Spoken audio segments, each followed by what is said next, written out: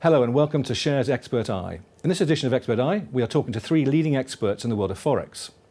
Let me introduce Simon Smith, Head of Research at FX Pro, David Jones, Chief Market Strategist at IG, and Michael Hewson, Chief Market Strategist at CMC. Looking at sterling in the UK, how do you think austerity has worked? Has it been successful? Of course, the Chancellor is now saying that it has been. I think you have to look back. Okay, we saw a pretty deep and sharp recession. I think the fallen out was about 6%.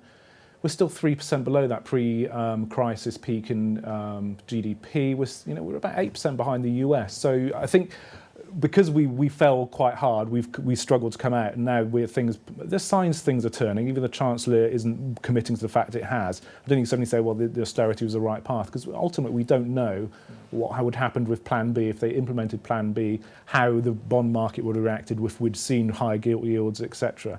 So I think I don't know, I'm a bit comfortable when we say, austerity worked, because the economy is still way below its pre-cycle peak, and that's also the fact the economy has remained weak has also killed off a lot of potential output in terms of capital, etc., and the labour market as well. So I don't know. I'm not getting the trumpets out at this point in time. Do you feel more comfortable though, with inflation coming down slightly? I know we have slight wobbles of retail up and down 1 month. Do you feel quite comfortable that inflation's coming down? And there is a better feel to the economy. That can't be denied. But yes, I think it's too early to suggest. No one's mentioning that dreaded word green shoots yet, and I don't think they will, because the outcome of any sort of recession of this type, any sort of where you have a sort of balance sheet recession, huge hits to both the government and also household balance sheets, it takes much longer to come through. And I think the economy, everyone's talked about the new normal. We're going to have to get used to a different type of economy when we come out, one that we should be happy with 2% growth, whereas previously we would have been happy, we're disappointed with 2% growth. And I think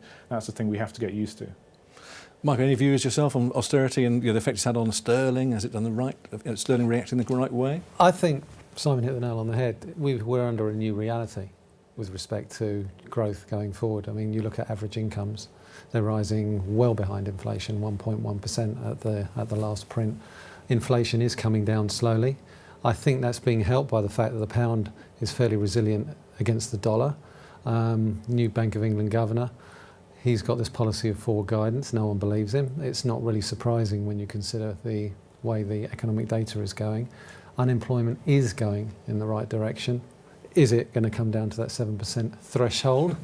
It's not a knockout. It's a threshold or a staging post. I'm more optimistic than I was 6 months ago, because 6 months ago we were talking about triple dip. No one's talking about that now. But do I think that the current levels of growth are sustainable? I have my doubts when the consumer remains so much under the cosh, and the likelihood is they're going to remain so until the balance out effect between inflation and average incomes starts to come into line.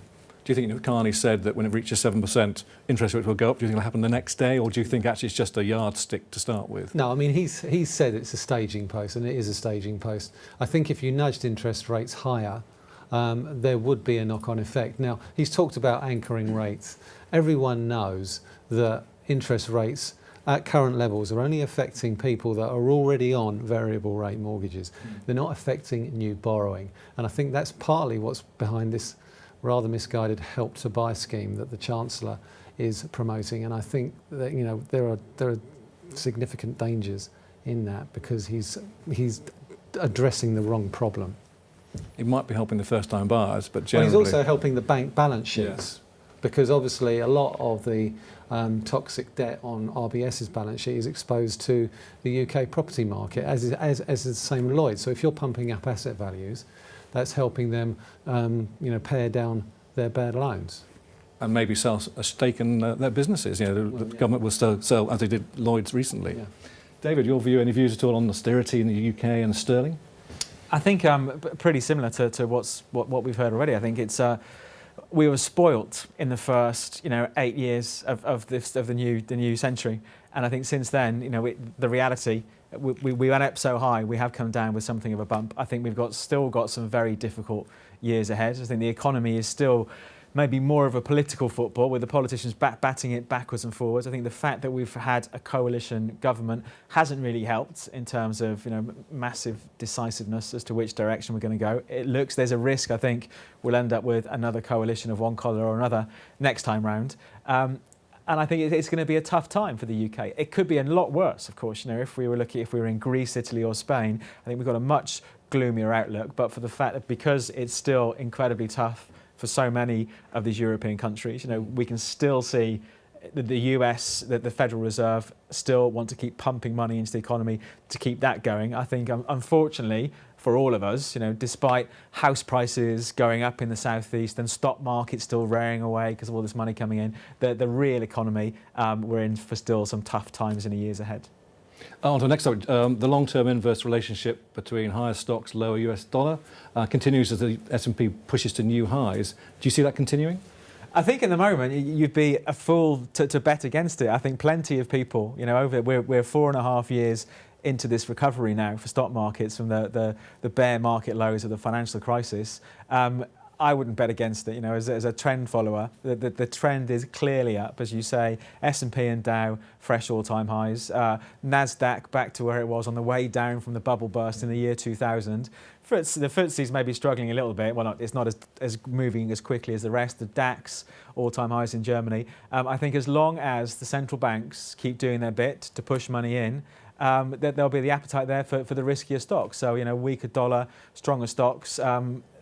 In the months ahead, I can't really see any major correction for stock markets. So you're an equities bull and a Forex bear, really? Yeah, definitely. For as long as this carries on, I think. And I think the whole QE has carried on much longer than I thought it would be. And there doesn't yet seem to be the appetite amongst the central bankers to stop, which shows how nervous they are of the economy. And as ever, I would say, keep it simple and go with the trend. Don't try and be a smarty pants and pick where this 4.5-year bull run is going to reverse, because plenty of people have been burnt trying to do that. But obviously watch out for that little bend at the end on the trend. Exactly. It will get you one day. The difficult bit that we all try and predict, it's difficult to find, isn't it? Yeah. Simon, have you got any view at all about this relationship between the stocks and the US dollar and continuing bull bear? Well, in terms of the relationship between the two, we were in that phase, 2011, 2012, where you saw the dollar go down and stocks rise, and the sort of risk on risk fight. That started petering out about a year ago, and we've even seen, on some basis, a positive relationship between the two. I think there are more risks than maybe a bit more cynical than David. I think the fact that the Fed hasn't gone along with the taper. We're seeing emerging market currencies rise. I'm sort of in the actual effect of quantitative easing on domestic economy is weakening. I think there's more risk building up in terms of we see a more fully fledged risk in emerging markets which aren't growing as strongly as developed markets, and you see those that are dependent on foreign capital pulling out and going back towards a dollar. I think that's where the bigger risks lie, that we see a sort of a bigger focus on the consequences of continued quantitative easing, which is one of the sort of risk events I think that is perhaps going to undermine things a bit in the next 3 to 6 months. Are you wearing a bullish hat, Michael, on stocks and a bearish hat on the dollar? The thing that worries me about all of this, the law of diminishing returns. At some point, stock market valuations have to reflect the economic fundamentals of the economy underneath it. And yeah, by all means, pump asset values up. But at some point, that elastic band effect is going to snap. And when it does, it's going to be ugly. And I don't care who you are, central bankers, masters of the universe, whatever you want to call them, political leaders have to step up. And basically deal with the underlying issues that the central bank morphine shots are actually giving them. Michael, the Bank of Japan has committed to long-term JGB purchases. Will the dollar-yen continue to push above the 100, do you think? At the moment, that's a bit of a tricky one because of obviously the Fed's current monetary policy and the fact that they didn't taper as expected. And there is a very close relationship with US bond yields and Japanese bond yields. I think for the moment, dollar yen could have potential to dip back to around about 94, 95. But as long as Shinzo Abe carries on with the reforms that he said that he would implement, and that's the structural reforms within the labour market, and Japanese companies continue to generate the increased profits that they so far have been generating this year, then there's no reason to suppose that they can't. But the biggest outlier here, as always, remains the Federal Reserve, not the Bank of Japan. Because if you're going to get in a firefight between two central banks, You can't fight the Fed. So you suggest watch the US banking scenario rather than the Japanese one, really? Yeah, I think the taper debate is dormant for the time being. I think the likelihood is that it's going to go on into the end of this year, and they're going to start speculating about when the US central bank is going to pare back. But as I say, I think with respect to the Federal Reserve, I think you've really got to watch the economic data in the US. And what it's also done, I think, is it's helped out emerging markets to address their own problems, because you saw the effect on emerging markets when they even just started talking about it.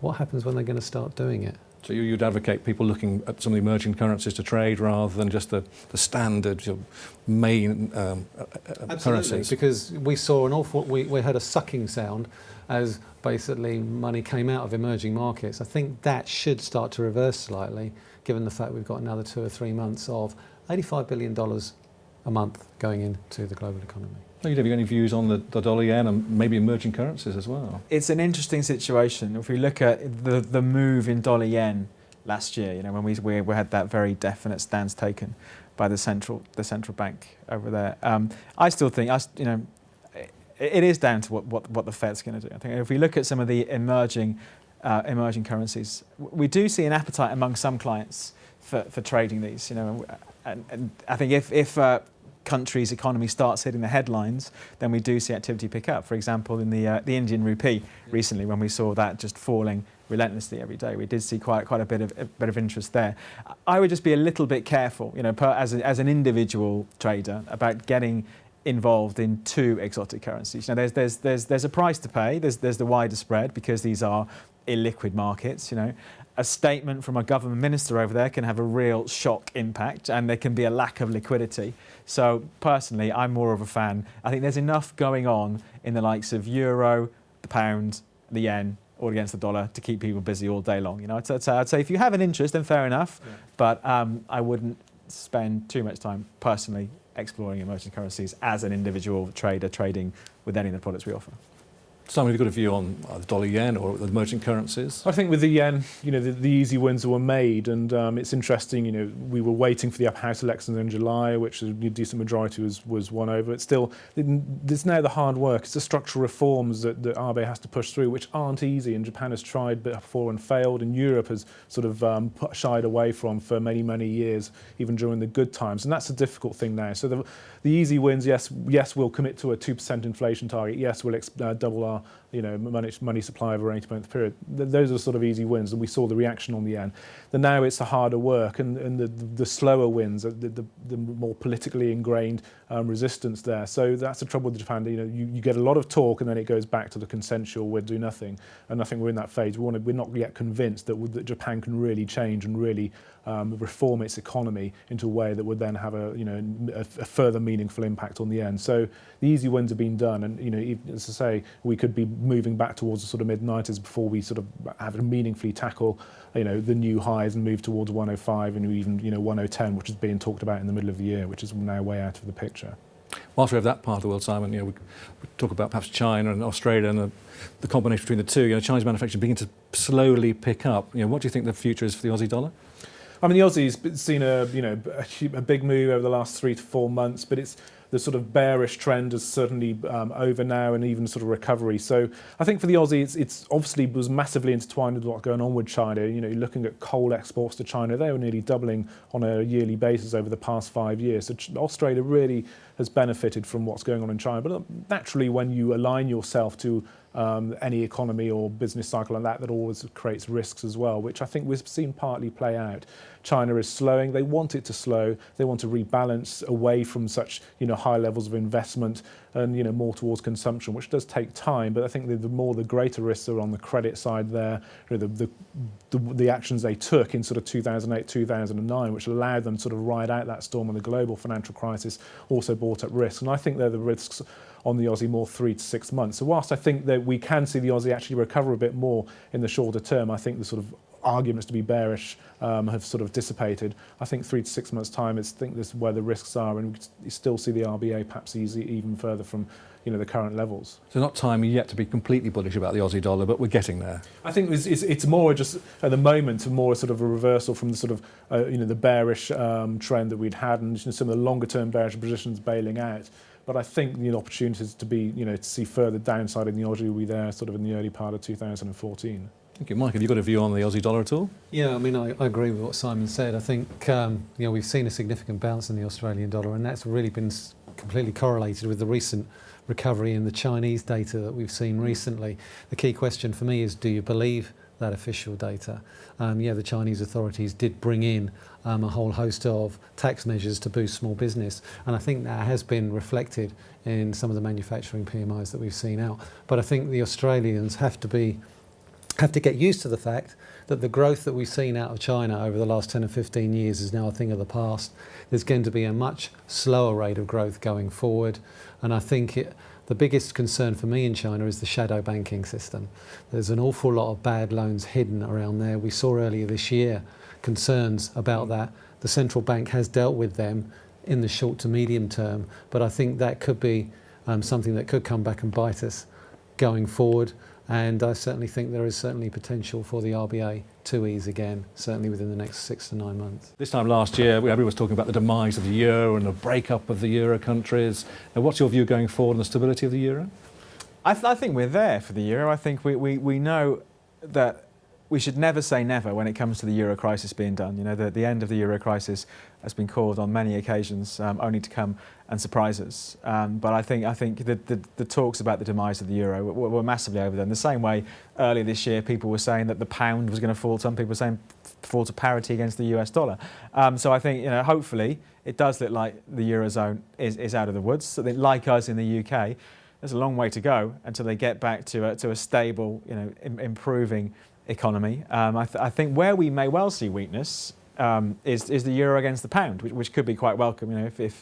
If any of us are planning on doing business in Europe or going on holiday there, I think we've seen some big levels break. The 84 level euro sterling broke in the last couple of weeks. It's quite a big one, I think, for chart watchers. So I think it does suggest that maybe where the interesting trade is selling the euro and going long sterling. But I think euro dollar, we've had plenty of volatility this year, but we're trading roughly where we ended last year. So I think there is definitely an element of calm that's crept in towards eurozone attitudes amongst the market this year. And do you feel that Spain, Italy, Greece, I know they're potential wobbles still, looking a little bit better now? Definitely a bit better. I think we're away from the panic phase that we were in a year ago and maybe the year before that. They still clearly have the potential to surprise. And if you look at the unemployment numbers, particularly amongst youth unemployment in Greece and Spain, it's awful. Those statistics are awful. And I think it's a whole generation there is going to have a really tough time. So I think it's going to be very difficult for them to get their economies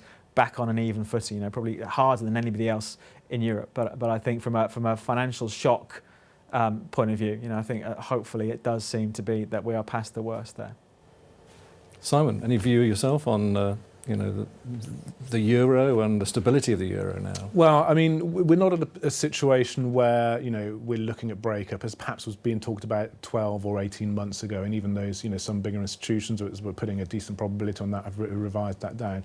The question is always how much of European officials sort of padded around, put cushions around, and sort of the bigger economic issues, and just sort of shielded the realities. And I think there's still an element of that. Greece still has a funding hole probably for next year, and I think we can still probably see some roadblocks along the way. But in terms of the breakup, I think the risks are reduced. But in terms of the ultimate institutional reforms that are going to make Europe work or the euro work in the longer term, I think they're still yet to come in terms of some degree of debt, debt mutualisation and that sort of thing. They're the sort of things that are very difficult for European politicians to push through, and who always are going to look to see what happens and what's best for my electorate, what's best for me, rather than what's best for the eurozone as a whole. So yes, I think we probably are over the worst, but I don't think we're going to get exceedingly better times ahead for many years to come. And for the euro, I think what people mistake they've made is realising that euro is still a very liquid, the second most liquid currency in the world, and and shorting the euro on the basis that things are wrong in the eurozone has proven a very sort of fruitless task on many occasions. Michael, I know you have a view on the euro. Could you share it with us? Where do you want me to start? I mean, what a basket case. I mean, the problem at the euro at the moment is it's too high. And that's one of the biggest problems that Europe, especially the struggling European economies, have got at the moment. We've already heard Francois Hollande earlier this year talk about the fact the euro was too high, and that was when it was at 132. It's at 135 now. The concerns that I have about the euro project, yes, breakup risk is off the table, but let's look at why it's off the table. The OMT program, so far untested, still needs to be ruled upon in the German Constitutional Court after the German elections. And I think there's a perception at the moment that once Angela Merkel is re-elected, hopefully as German Chancellor, that Germany will be somewhat more open to debt mutualisation or sort of loosening the bonds of austerity. All I would say to that is don't hold your breath, because polls within Germany suggest that the German population is becoming very intolerant towards further bailouts and further aid to countries that don't fulfil their obligations. Now, I'm not saying that European policies have been correct in all of this. It's been an absolute shambles from start to finish. But the social cost and the social fragmentation are still real risks. You've got the rise of extreme parties all over southern Europe, and that's a real concern. Political concern, political instability in the governments in Portugal, in Italy, and in Greece. So I think people who think that the crisis is over, you tell yourselves that. I think, as Simon said, we're going to have quite a few bumps along the way. And I think there's a good chance that at some point we could see some countries drop out of the euro. Hot topic, obviously, constantly is this business of tapering, and will the Fed bring in tapering? Last night, this bit of a surprise, they didn't bring in the tapering. Is it priced into the dollar, do you think? Well, judging by last night's reaction, no. Markets have basically reacted in the way that I thought they would. And what we've seen headlines, Ben bottles it. Ben didn't bottle it. And basically the people are saying, the Fed's got a communication problem. No, the Fed doesn't have a communication problem. The market has a listening problem. We've heard over the past 3 to 6 months, I said in July that I did not think the Fed would taper in September. After last month's payrolls, I was more convinced of that than ever. We looked at the unemployment rate, 7.3%, but when you dig a little bit deeper, the participation rate was at a 35-year low. You look at all the other stats and what Bernanke said about his concerns about the health of the US labour market, the unemployment rate overstating the health of the US labour market. You look at what Bullard said, you look at what Charles Evans said. The market chose to hear that the Fed was going to taper. The Fed never said it was going to taper, and the Fed did not taper. So will the Fed taper between now and the end of the year? I don't think so, because they downgraded their growth forecasts for not only this year, but next year as well. And given the response that we saw in emerging markets, when even the idea of a taper was mooted, I think it could be quite some time before they even countenance doing it. Maybe when Janet Yellen replaces Ben Bernanke at the Fed, assuming that obviously Janet Yellen gets the job. So no tapering means good for stocks? Good for Generally stocks, good for gold, good for any other currency against the dollar like the pound and the euro. And that's going to be a problem for Mario Draghi. For him to sort out? Yes. David, you've got a view on tapering. Would it happen? When will it happen? And what the effect would be? I think markets are much calmer about it now, whenever it does happen, than they were 5 months ago when it was first mooted, and we did see a lot of volatility. It's definitely good for our business at the moment, the will he, won't he thing, where we have this explosion of volatility in markets and lots of activity. I personally think it will be good when it does start to happen. We get rid of that uncertainty.